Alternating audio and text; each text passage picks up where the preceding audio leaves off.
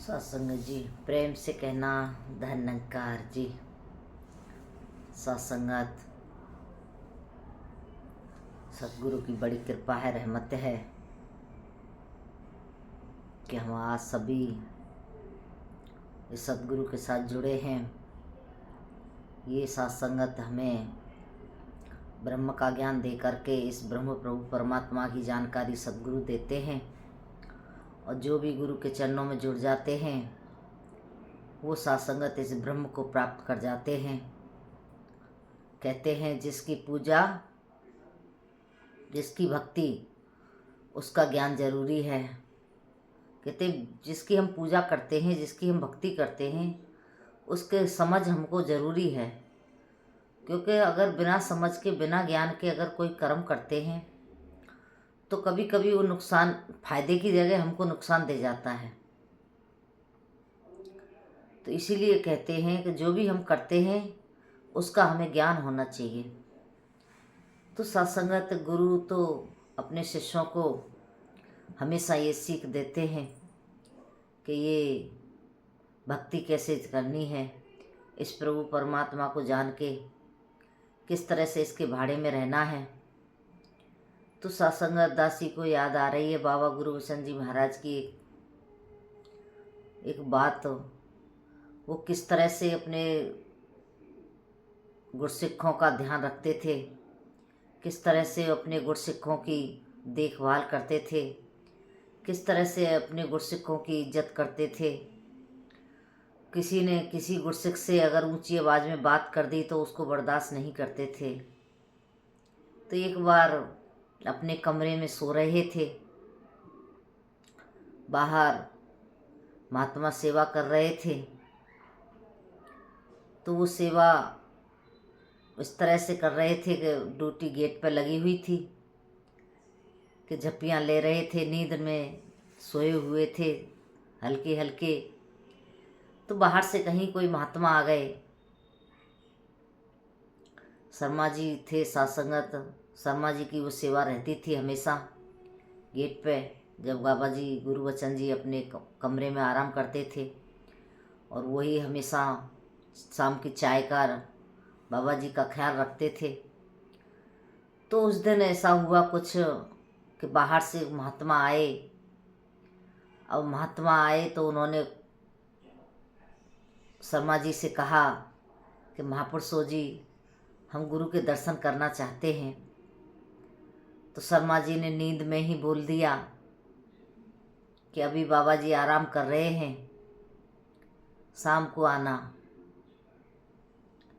तो महात्मा चले जाते हैं। अब बाबा जी शाम को जब 4 बजते हैं तो अपने कमरे से बाहर आते हैं। तो शर्मा जी से ना बात की, ना चाय की कही। चाय के लिए किसी दूसरे महात्मा को बोल दिया और चाय पी के बाहर निकल गए। तो अब शर्मा जी सोचने लगे कि ये मेरे साथ में क्या हुआ। आज सद्गुरु ने मुझसे बात भी नहीं की और मुझसे चाय की भी नहीं पूछा, अन्यथा तो चाय हमेशा मैं ही बनाता हूँ। तो ये गुरसिख के साथ तो अपनी बात शेयर करने लगे। कहने लगे, महापुरुषों जी, आज मुझे गुरु का रूप कुछ रूठा रूठा नज़र आ रहा है, कुछ रूठे रूठे से नज़र आ रहे हैं। बात क्या है, मुझसे क्या ऐसी भूल हुई है, क्या मुझसे ऐसी गलती हुई है। तो उन्होंने कहा, अपने जब से लेके बाबा जी नाराज़ हुए हैं, अपने उस टाइम को याद करो। कहीं कोई गलती तो नहीं की है, कहीं कोई भूल तो नहीं हुई है। तो कहने लगे, ऐसी और तो कोई भूल नहीं हुई। बाहर से कुछ महात्मा आए थे और दास से बाबा जी के लिए पूछ रहे थे कि दर्शनों की इच्छा है। तो दास ने उनको बोल दिया कि अभी तो बाबा जी रेस्ट कर रहे हैं, शाम को आना। तो कहने लगे, बस बाबा जी इसी बात से नाराज़ हैं। तो सत्संगत महात्माओं के पास जाते हैं और जा कर के हाथ जोड़ के विनती करते हैं, माफ़ी मांगते हैं। कहते हैं, दास को बख्श लो, दास नींद में था, आपकी बात को पूरी तरह ना सुना ना समझा और आपको इस तरह से आदेश दे दिया। क्योंकि गुरु ये चाहते थे, बाबा गुरुबचन जी ये चाहते थे कि हर गुरसिक का आदर सम्मान हो, समय अनुसार उनकी सेवा हो, खाने का टाइम है तो खाने की सेवा हो, नाश्ते का टाइम है तो नाश्ते की, चाय की टाइम है तो चाय की, उनको चाय पानी की पूछी जाए।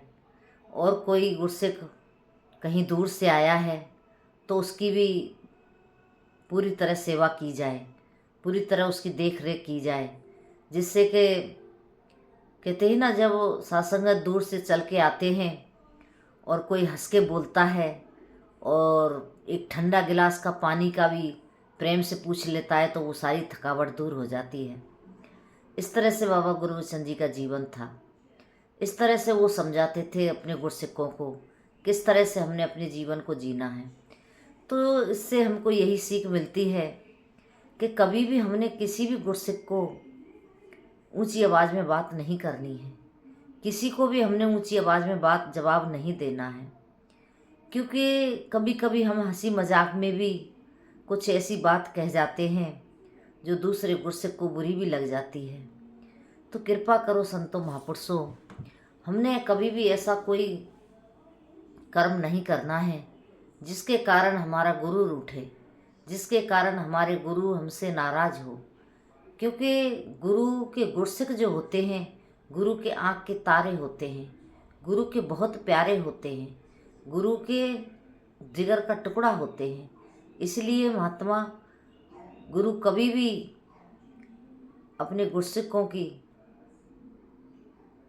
बुराई नहीं सुन सकते, बुराई नहीं करवा सकते। इसलिए संतों महापुरुषों, हमने इस बात से सावधान रहना है। अक्सर करके हमने इसका परहेज करना है कि हमने किसी की बुराई नहीं करनी है, क्योंकि बुराई एक ऐसी है कि ये इंसान को कहीं का भी नहीं छोड़ती। तो सत्संगत जी, हम अपने गुरु के विश्वास तो हमने गुरु के साथ अपने के जुड़े रहना है। आओ सत्संगत, सदगुरु बहुत ख्याल रखते हैं, भवन होते हैं। कभी कभी बाबा जी ऐसा भी करते थे गुरुबचन जी, जब खाली टाइम होता था तो रहायशी जो रूम हुआ करते हैं उनमें टहलने के लिए निकल जाते थे। कहीं कोई पंखा चल रहा है रीता तो उसको बंद कर देते थे, कहीं लाइट फालतू जल रही है तो उसको बंद कर देते थे, कहीं पानी टोटी व्यथा चल रही है तो उसको बंद कर दिया करते थे। क्योंकि वो जानते थे कि जितने भी काम होते हैं ये संतों की माया से होते हैं, और संतों की माया बहुत सत्संगत हमारे लिए महत्व रखती है। कहते थे कि ये जो माया है, ये संत महात्मा एक एक दो दो रुपये 10-10 रुपये की नमस्कार करते हैं, जैसे मानो अपने करेजा का, अपने दिल का करेजा का टुकड़ा निकाल के रख देते हैं।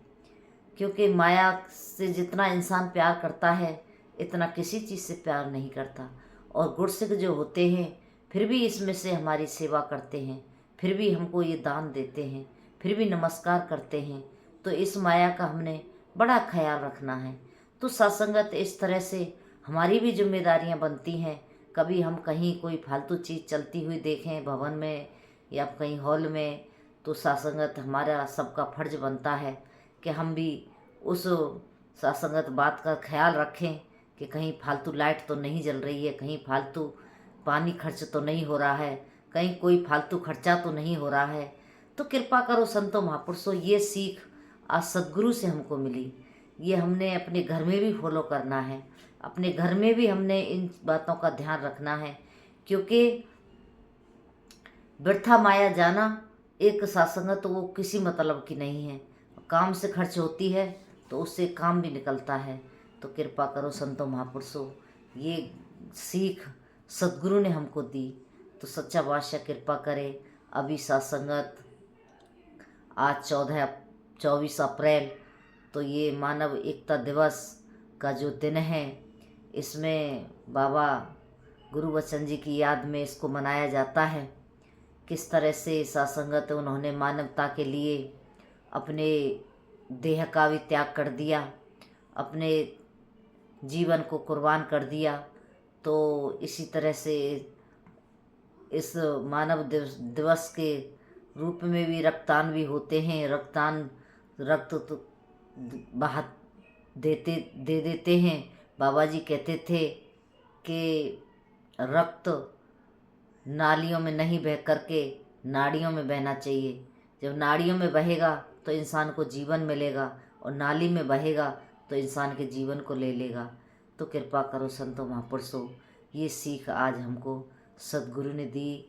तो इनके चरणों में यही अरदास प्रार्थना कि हम सेवा सुमरन सत्संग हमेशा करते रहें और इनके चरणों में जुड़े रहें। और कहीं संतों महापुरुषों शब्दों में ऊंच नीच रही हो तो दासी को बख्श लेना। ये तो हम सत्संगत सीखने का प्रयास करते हैं कि जो जो भी वचन गुरु के आते हैं उन पर चलने का कोशिश करना है। हमने उन पर चल कर के अपने जीवन को सुंदर बनाना है। तो यही अरदास प्रार्थना, सेवा सुमरन सत्संग हमेशा करते रहें, सद्गुरु के चरणों में जुड़े रहें। प्रेम से कहना, धन निरंकार जी।